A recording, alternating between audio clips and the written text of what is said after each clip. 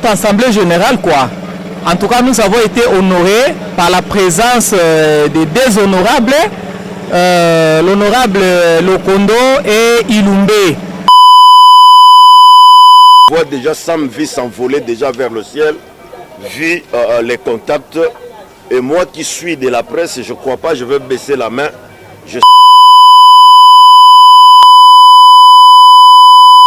Alléluia, merci Jésus, merci Jésus, merci Jésus,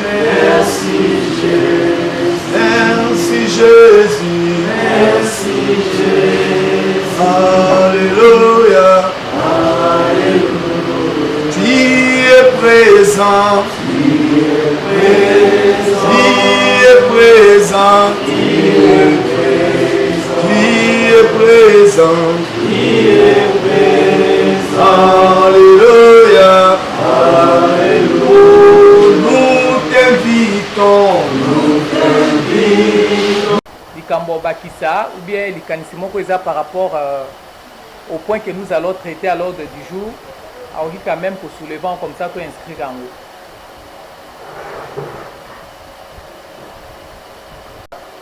Ce point, mais je propose dans le règlement de l'intérieur, pour un respect, le respect à la conjugal, on va établir. Donc, concernant le règlement de l'intérieur, mais il faut pas bénir un peu pour la poisse, pour le respect à la conjugal établi.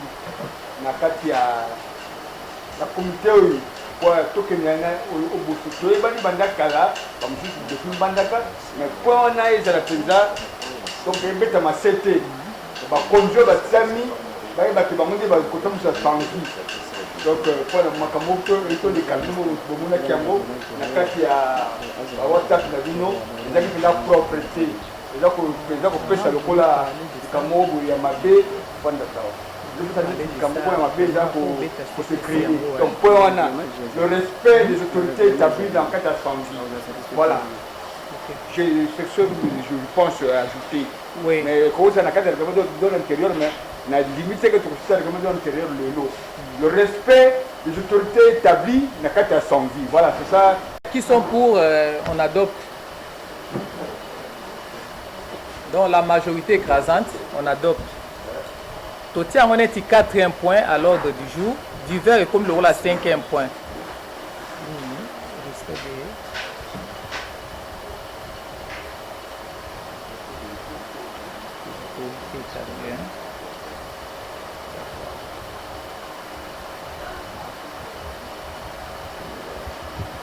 D'accord, sans plus tarder, nous commençons avec le premier point. Présentation du nouveau comité directeur.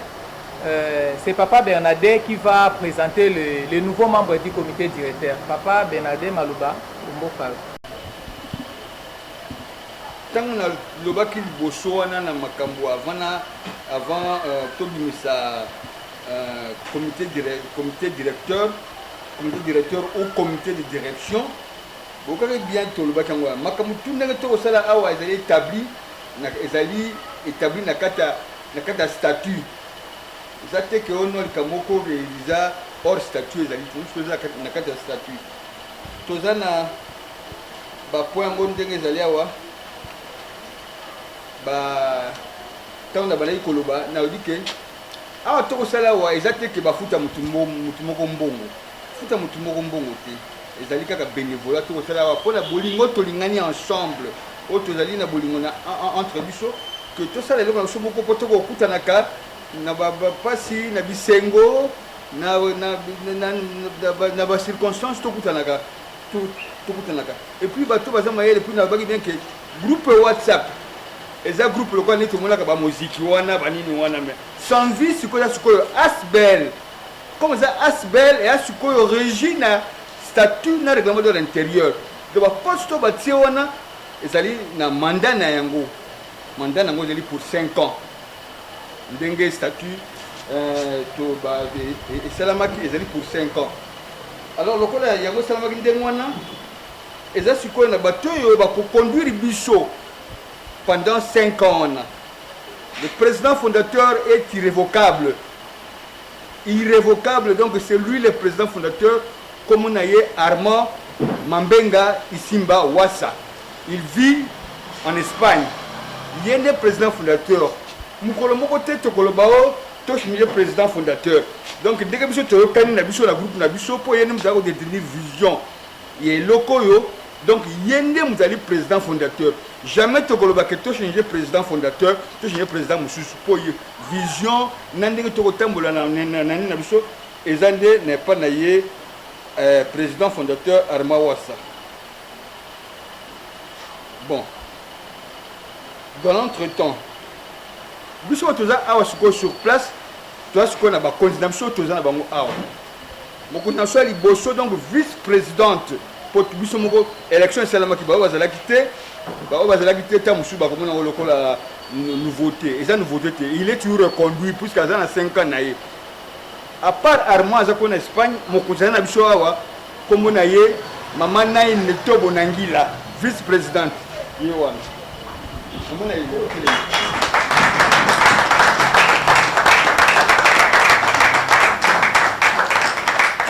avec la réfrigération tout ça c'est que le secrétaire général pour te bunani mikolo et tout le cas bah tout le monde doit comprendre le thème de ni makambo et tout le cas on a le comme salamité on est salamité tout ça le secrétaire général na biso comme on a Thierry Bavuzi Bavweza Nzungu yewana.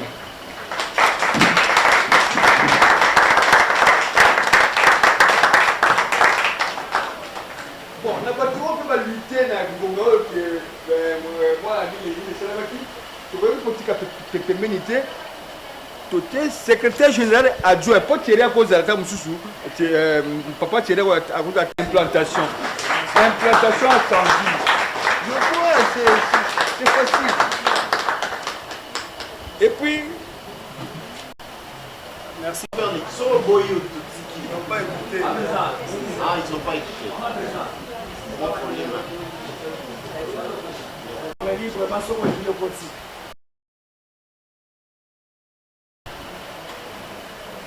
Voilà, adopté.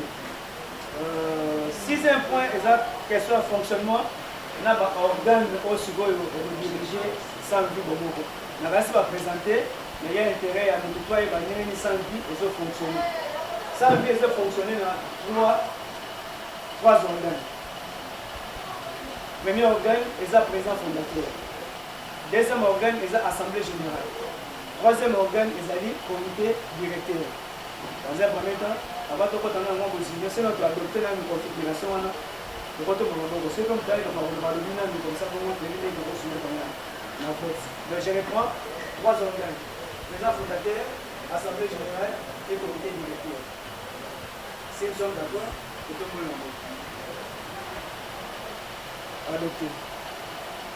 Demandez ce qu'on a président fondateur, là vous allez un peu pour la tombe de la donc j'essaie de résumer seulement. Le président fondateur, les gens montent une initiative de Sambi et l'autre pour la il y a des présidents fondateurs. Alors on a quand il y a statut, on a l'attribution on a la prérogative, notamment à cause de la éviter. Si il y a le président fondateur, nous devons remplacer, pour l'idée où tu n'avais pas naïe. Nous devons remplacer avec vote peut aussi les marathés, on a remplacé. Troisième aspect, on a décidé sur les sièges, pour délocaliser sièges. Pour commencer à vivre, et ça, la prérogative, il y a le président fondateur. Pour l'Italie, voilà en résumé, où l'Italie, prérogative, il y a le président fondateur. Donc je résume. Le président fondateur, c'est celui qui a eu l'initiative. À cause de remplacer, votre boss a demandé pour remplacer. Il y a même décidé en dernier ressort pour changer de siège, pour dissoudre l'association de Bissou. Et puis, pour acter l'élection de l'État prochainement, il y a un peu d'approbatif pour des membres de la classe qui a réunion de Bissou. Par exemple, membre de la tellement fonctionnel, à sa mobilité, avec des sollicitations, et on se rend compte qu'il est aussi compétent. Par exemple, le président fondateur n'est pas besoin de membre, il va m'appuyer au comité directeur. Donc voilà la commission de l'amour. Il y a une personne qui est d'accord, on peut adopter ce qui est à l'homme. Dans un premier temps, est-ce qu'il y a une idée, il y ya kolongola to ya kobakisa. Comme ça, on vote. Celui qui est d'accord, lève la main comme ça. Voilà. On est d'accord. On a besoin de fondateur, on a réalisé l'équipe. Mais, là, c'est la moi, bien, moi, miel, mon gros. Le bac président fondateur, on regarde, il y a ma prérogative, mais il y a aussi. Après, on a été, on a décidé sur tout, en dernier ressort. Mais le bac président fondateur doit gérer. Il aurait été la malamu, comme vous écoutez. Vous comprenez? Imagine-toi un peu, 3 mois beaucoup d'en arrêté. Vous êtes sûr qu'après les 3 beaucoup d'années, ils en passent. Début à moi, ils ont mal à moi. Au moins, ça, mensuellement, une fois, ils ont bien. Réunion et assemblée générale seulement une fois par mois. Je souhaiterais même, s'il y a une réunion extraordinaire, on peut improvisionner même deux réunions par mois. Mais dire que 3 mois en tout cas, une fois le trimestre, c'est trop. On risque de perdre d'autres membres comme ça. Donc, je pense que c'est ça. Moi, maman a occupé 1 mois, mais pourquoi pas tout rocher 45 jours? Parce que quand on a 1 mois, parce que écoute, on a pris ma réunion à ma famille, parce que je suis dans ma réunion à famille. Mais tandis que si tu après 45 jours, donc tu calcules dans une année, on peut se retrouver même 6 à 8 fois. C'est vrai que 1 mois, donc au moins on a pris. Bon, les la proposition par rapport à nous, si c'est 45 jours, 30 jours. C'est ça. Oui. Voilà, nous avons 2 options. 2 pour le mois et une option pour 45 jours. Ah oui, pour nous, vraiment, nous avons soutenu la proposition de la maman présidente. 1 mois c'est mieux que 45 jours, 3 mois, vraiment c'est beaucoup. Dans mon tour, et puis après 1 mois de tout. Chaque feuille, il y a moi, premier dimanche, de tout. Je préfère mieux les années. Nous allons soutenir il y a 1 mois parce que côté cotisation, ça va aussi aider parce que chaque personne a vu que dans chaque rendez-vous, il faut même bon on a ma cotisation. Mais quand on met 3 mois, en tout cas, il faut m'appeler belé, que nous pas quand ça m'balamo qu'on a réunion à mes marrons balamo.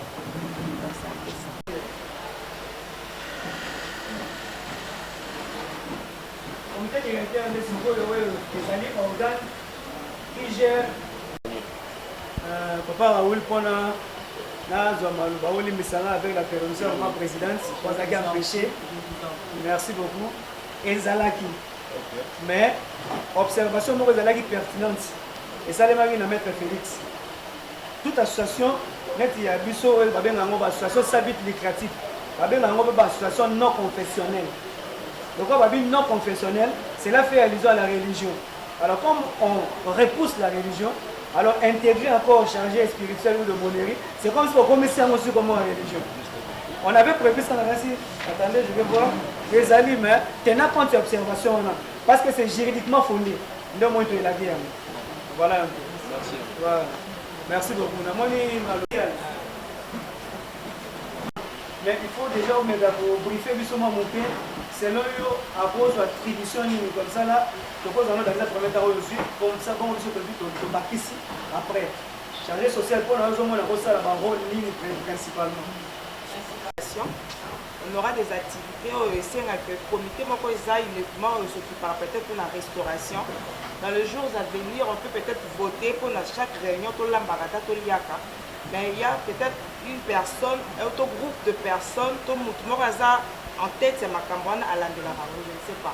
Là, l'attribution, c'est le côté social. Il y a autant de malades, parce qu'il y a des gens souvent, ce n'est pas tout le monde qui se présente. Il y a des gens qui sont malades, comment on l'appelle, pardon. Mais il y a une comité spécialisée, en tout cas, ils ne peuvent pas manquer dans la place. D'autres personnes peuvent s'excuser, voilà, Nazar à Moussala, Nazar empêché, compte tenu à temps dans Rosalate, c'est grâce. Mais on peut quand même mettre une personne, tout groupe Mora Bagrémanique en tout cas, et Bilonyuana et Koki Kosanga. Donc c'est un peu ça. Là, on a le biona, Hermoko, à Kotina, relation. Zomona. L'air lobby, ça, c'est que nous sommes malades. Nous sommes social à Wokeni. Aux relations publiques, les alliés, bango nde eza chargé na mingi na biloko wana nalobi eloko moko ya bien mpona baorganisation bamakambo ebele mais nga na ye na ajouté na eloko ya lobi chargé ya social et animation par exemple ya bwana baorganisation toyei na bamatanga wani kozala te ife ezala na bato mpe bazali chargé kaka na makambo wana nde bato social nde mpe basala yango tomonde kolanda wana ndenge ya malamu ozomona epuis social ya na mambo ebele kokosala nalingi naloba boye naza parmi baconseiller spirituel namoni batangi ami nanga paster mais parmi baconseiller kombo nango papa bonjour.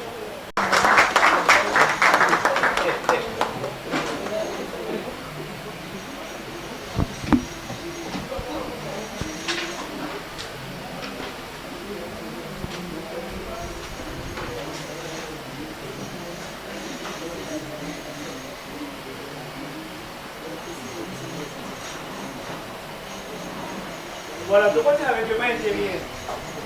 Le règlement intérieur, il y a un monde des alaka, il y a un règlement pratique. C'est-à-dire que l'association est fonctionnelle. Et si quelqu'un a conflit, il y a une opinion sur le foyer, il y a vraiment moi attention. Pour que le système est un cas pourquoi. Il faut voir comment l'association doit fonctionner.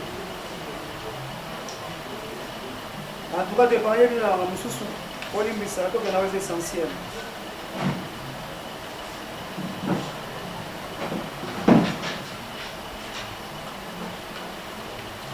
Cotisation.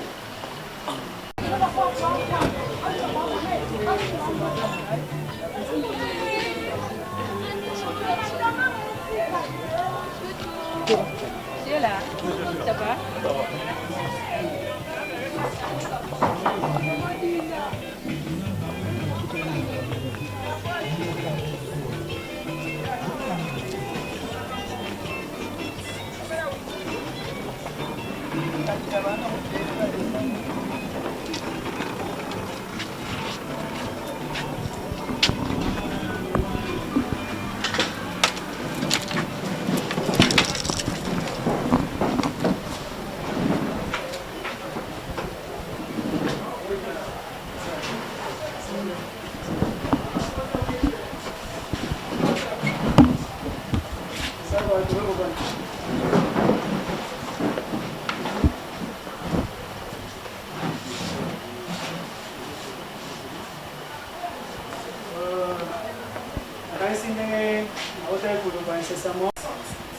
Ceci, l'association peut bénéficier de subventions dont les légers des autres organismes, de membres d'honneur ou toute autre personnalité intéressée par l'objet de l'association. Aujourd'hui, laissez-moi vous confirmer que nous accueillons le président et le secrétaire général du parti politique UCL, qui signifie Union Congolaise pour la Liberté, en sigle UCL, à l'occurrence M. Ilumbe et M. Lokondo. Encore une fois, s'il vous plaît, manifester.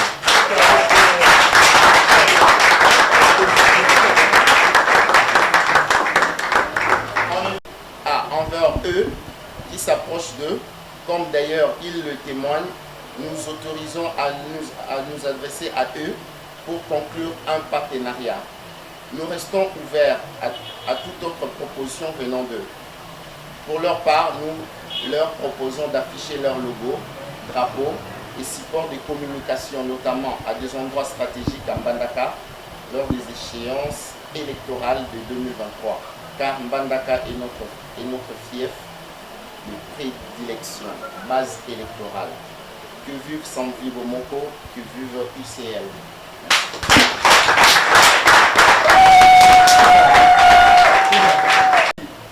Aujourd'hui, laissez-moi vous confirmer que nous accueillons le président et le secrétaire général du parti politique UCL. En l'occurrence, M. Louvet et M.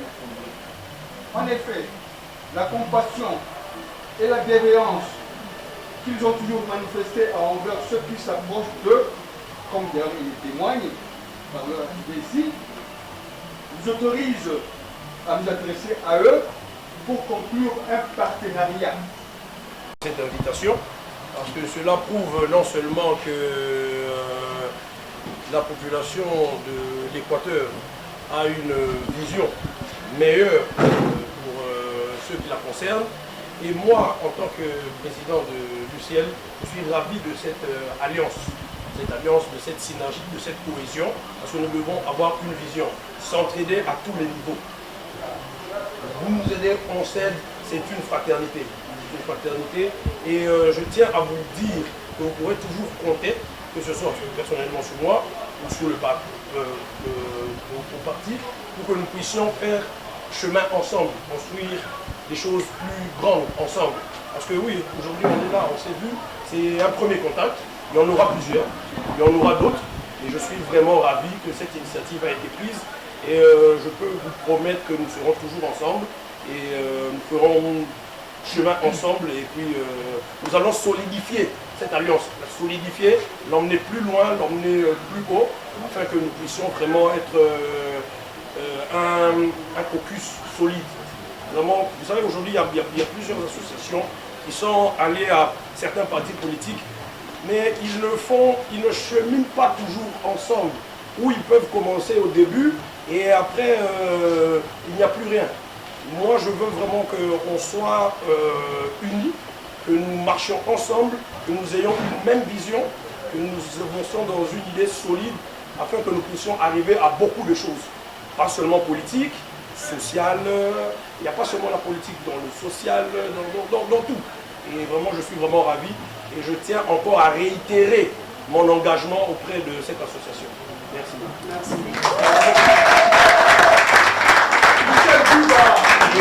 Michel Diva. Viva. Sanvi Bomoko. Sanvi Bomoko. Merci beaucoup, Monsieur le Président, pour la parole. Il est vrai que vous êtes accompagné des secrétaires communautaires. Donc, ville Mobimba ou pays Mobimba, baza ko vivre la communauté sans que bato baye. Cela veut dire quoi?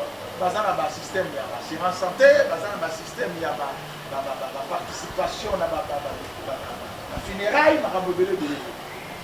Donc, moi et vos amis ensemble ils a de quoi aussi le longi makambo belé. Le longi makambo. Ce qui le long moko peut être malade, na si bino nyoso awa. Pourquoi on a obtenu la réussite? Il y a un problème. Ce qui m'a pas. Il y a un problème.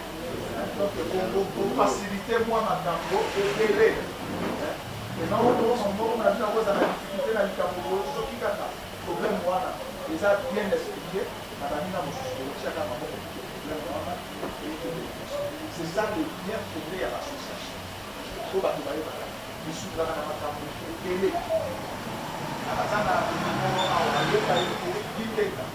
crois qu'il y a 5 ans, 10 ans, et comme nous avons une association, notamment l'association, mais la carte association a déjà tous les juristes, les avocats, les magistrats, le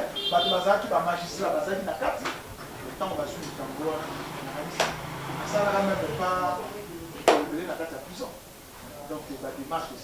C'est bon. Ouais, président, c'est pas dégueulasse. Ngabti naie tutumbola bomungese. Mogoyo kuyabna tumbola imban okita président. Et là qu'on a goûté gangote. Zwanga ina si président na mwana. Président. Mais ochinga na bamanga na linga wa yo moko kotina. Mais l'équipe yambi batunyo so président l'équipe kimna. Ngabti président. Tutumbola lokona elokwa. Nzete na biso alifikiti baoba na biso. Et en punga na biso ko continue ngai. Mute mozalo. Isano jikotikelo mkema président. Natikelo président nzamba patelo oya président. Abakiseso ya mingi. Oui, je suis très ravi pour cette rencontre de ce soir. Là où nous avons reçu les invités de UICL, Union congolaise de la liberté. Ils sont venus nous rendre visite par le canal du secrétaire général qui a lu le mot de circonstance. Vraiment, ici, c'est l'Assemblée générale. Tout le monde est là. On nous a lu les statuts en résumé et le règlement intérieur en résumé. Alors, je vois déjà Sam V s'envoler déjà vers le ciel, vu les contacts. Et moi qui suis de la presse, je ne crois pas, je vais baisser la main. Je serai avec mon frère qui est derrière la caméra pour vraiment mobilisés pour prendre des contacts, comment balancer même les images de petites séquences dans une chaîne de télé de la place pour que Sam Vie, ceux-là des ressortissants de Mbandaka, comprennent et apprennent que Sam Vie est né quelque part et Sam Vie vit. Donc ici, il y a une bonne ambiance. Nous sommes là, la réunion déjà tend vers sa fin. Nous sommes en train de prendre un petit verre pour nous séparer. Voilà en peu de mots ce que je puis dire pour la Samvie. La Samvie vit, Samvie va. C'est répandre partout à Kinshasa et pourquoi pas dans les 4 districts et pourquoi pas dans les 24 communes de Kinshasa. Et Samvie vraiment va se reprendre. Vraiment, président Armand, coup de chapeau, toujours de loin, hein, loin du cœur, loin des yeux près du cœur. Vraiment, toi là-bas, prends des contacts. Nous sommes là pour te mettre main forte. Tous, nous allons mettre la main dans la pâte pour que Samvie puisse aller de l'avant. Voilà un peu de mots, ce que je pouvais dire.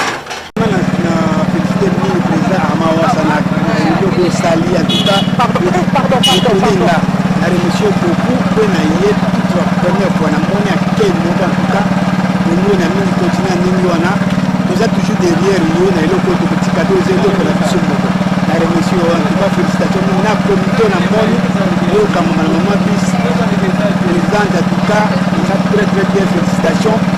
Faut dire donc il est toujours là-bas, on a toujours derrière, merci beaucoup. Bonsoir chers membres, Samedi Bomoko. En tout cas, nazana esengo mingi ndenge toyambi papa na biso toyambi président ya ICL monsieur Angelo Lokondo toyambi bato bele vraiment baye awa tozana esengo papa Armand Wassa toyebele ko bate bato baye parce que baya obengaki bango ba invité na biso to bengaki baye ba invité d'honneur bazana esengo ba sepeli ya kolia balie ba komena ba meli. En tout cas merci vraiment papa. Comme le baki Samedi Bomoko, tout fait toujours na Bomoko. Yango na makina senga na kaka merci papa Armand, vous mela libela. En tout cas merci beaucoup. Moi c'est madame Naïne Ntobo, la vice-présidente de l'association Samedi Bomoko. Nous venons de finir avec notre réunion, notre assemblée générale quoi. En tout cas, nous avons été honorés par la présence des deux honorables, l'honorable Lokondo et Ilumbe. En tout cas, tout s'est bien passé. Nous avons commencé dans le calme et nous avons atterri dans le calme. Alors, je profite encore de l'occasion pour remercier premièrement mon président, M. Armand Wassa Isimba, pour cette belle initiative qu'il a prise de nous réunir tous les enfants de Mbandaka, tout celui qui est passé par Mbandaka, la porte est grandement ouverte. J'ai saisi aussi l'occasion pour lancer un appel à tous ceux qui, de près ou de loin, qui veulent s'associer à nous, qui veulent nous joindre dans cette association. Et en tout cas, les portes sont grandement ouvertes et il y a un peu du sérieux. On est là, on se bat, nous évoluons. C'est un peu ça. Je crois que tout s'est passé dans le calme. Nous disons merci au Seigneur et nous disons merci à tous les membres qui ont disposé de leur temps pour venir partager ces moments. Nous avons eu aussi des invités de marque. La particularité de cette association, l'association réunit tout le monde. Nous ne tenons pas compte des tribus, des rangs sociaux, de l'âge, de sexe. En tout cas, l'association réunit tout le monde. Nous vous appelons de venir vous joindre à nous pour qu'ensemble, nous puissions relever les défis qui guettent notre cher dénominateur commun, la ville de Mbandaka. Je dis et je vous remercie.